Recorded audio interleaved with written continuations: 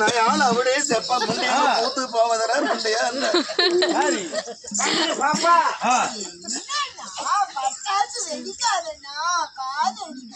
கண்டாரம் சொல்ல தீவிரம்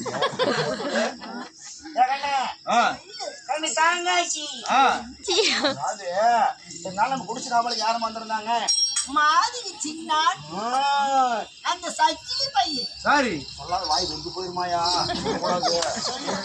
அம்மா அவரும் காவலுக்கு வந்திருந்தாருமா அன்னைக்கு அப்பனும் அதெல்லாம் மகன் காவலுக்கு வந்துக்கிறாருமா ஆமா அட மாதிரி சின்ன விட்டு பையனா யாத்துக்கு சுத்தி கண்டாரு நான் கூட எங்க வீட்டுக்கு ஒரு நாள் முன்னாடி வந்தான் போனா போகுதுன்னு பழைய சோறு நான் போட்டேன் ஊசி போட்ட நாள் இருந்தது நாளையும் எடுத்து கொடுத்துட்டு நல்ல பொண்ணு மட்டும் நாதிரி மட்டும் ஊசி போட போட்டுவா சரி மாதிரி சின்னானுடைய மகன் வந்திருக்கிறான் காவல் எப்படி இருக்குன்னு தெரியுமா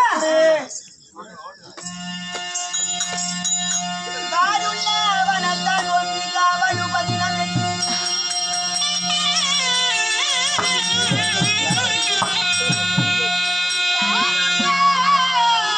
வனத்தான் ஒன்றி காவலு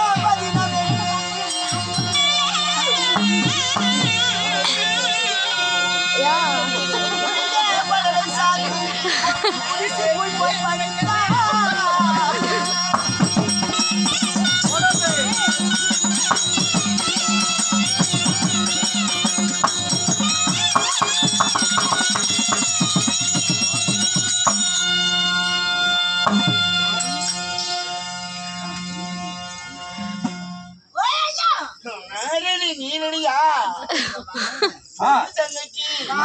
வனத்தால் பொம்மி காவலும் 11 ஊரிய படலை சாத்தி பொம்மி நான் குடிசுக்குள்ள போய் படுத்து தூங்குவேன். சரி நான் காவலுக்கு வந்தது காவல் எப்படி இருக்கணும்?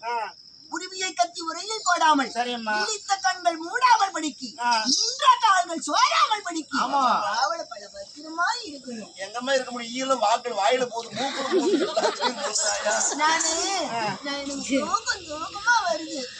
கதவு சாத்துட்டா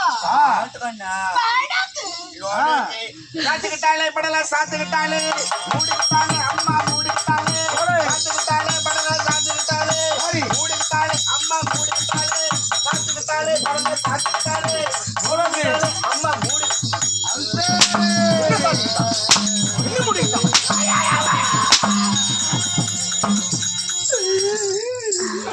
அவனே చెప్పిల్లియా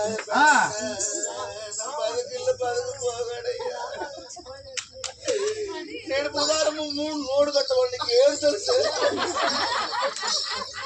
என்ன தெரிவித்தால் பொம்மி நாயகன் வா அம்மா தொண்டக்கார அடிச்சின்னு அவன் சொன்னதை அப்படியே சொல்லணும்.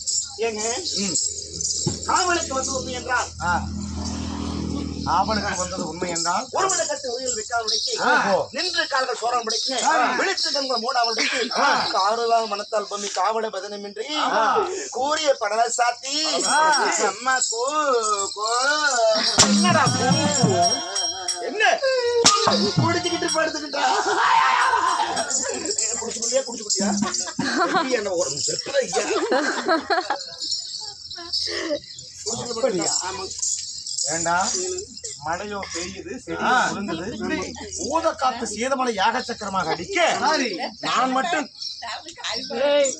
நானே காலையில் நுவே எவன் மட்டும் நலையாம குடிசுகள் படுத்திருக்குது. நான் வெளியே காவல் காக்கணுமா? அதனாலே நான் சொல்வதை சொல்கிறாயா? சொன்னது